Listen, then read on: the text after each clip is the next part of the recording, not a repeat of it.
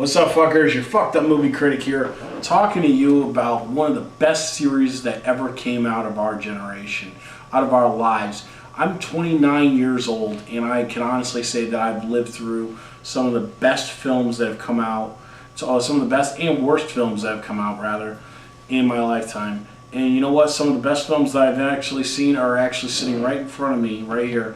Night of the Living Dead, Dawn of the Dead, Day of the Dead, Land of the Dead, and Diary of the Dead. Romero is one of the best filmmakers of pure horror that I've ever seen. Now, I remember in a previous review, I told you that there's a difference between gore and horror. Romero was actually labeled for a time as one of the advents of the gore genre in American cinema. I believe that some of the gore films like Blood Feast were one of the original gore films. It's like it was the advent of the Grindhouse movies. Well, let's talk about those.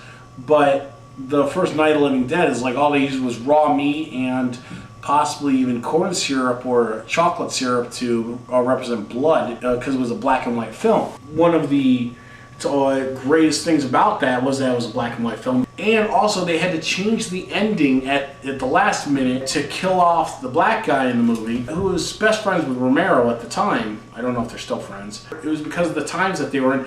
They couldn't have a black hero, so to speak. So they had to kill off everyone. It was upsetting to both of them, but they decided it was for the best. Who knows, you know? Anyways, Dawn of the Dead came around a few years later. It takes place as the very next day, the very next morning. And moving on.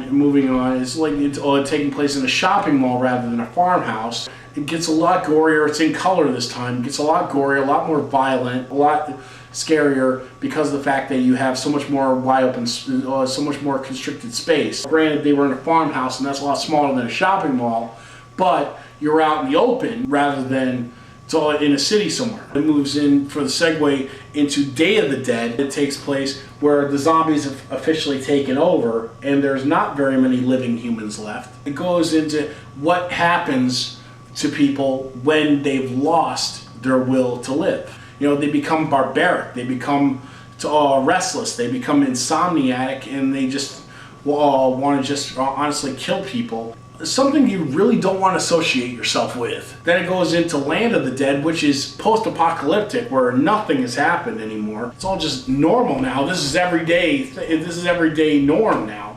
That you got zombies coming out of nowhere, and you just shoot them naturally. It's like, oh, zombie? All right, there you go. That's pretty much the norm now. It's like, you know. Like there's a few zombies coming up here, you know, just sort of, you know, just they'll like have this going on, and it was actually kind of cool, except for the fact that John Leguizamo was in it. John Leguizamo of all people. It's like, look, I've got really no problems with the guy. He's actually pretty funny, all right, but the roles that he's in really just worry me. I mean, why is he even there? He's a comedian, for fuck's sake. Why is he in these serious roles? Of all things, why is he here? What purpose does he serve? He's not comic relief here. And my cameraman actually just picked up one of John Leguizamo's movies, of all things. It was actually Michael J. Fox's movie, Casualties of War, with Sean Penn and Michael J. Fox. Yes, John Leguizamo was in that. And there it is, right there. What do you know? You know, it just appeared out of nowhere. I think one of the zombies actually threw it to me. You know, hang on a sec. I just gotta take care of this. I'm just gonna throw it back to the zombies because this movie really isn't worth mentioning.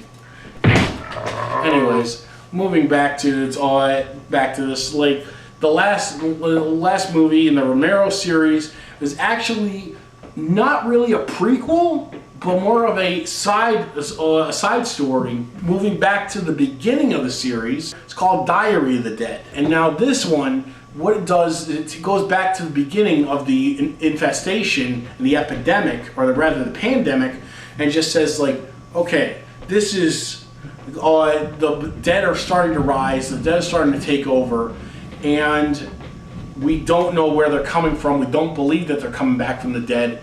And it's not until the very end where they've finally taken over. They finally ask us, like, are we really worth saving? And it's all taken like in a Cloverfield, Blair Witch type style, where everything's on camera, on a handheld camera. And also, I have on here the remake of Dawn of the Dead, which, by the way, It's a kick-ass remake, but it was made like an action film, not like a horror film. Zack Snyder, you know, you did a pretty good job with this, but like I said, it's not really a horror film. It's more of an action film because you made the zombies run, and they got a harder bite, and they look a lot nastier.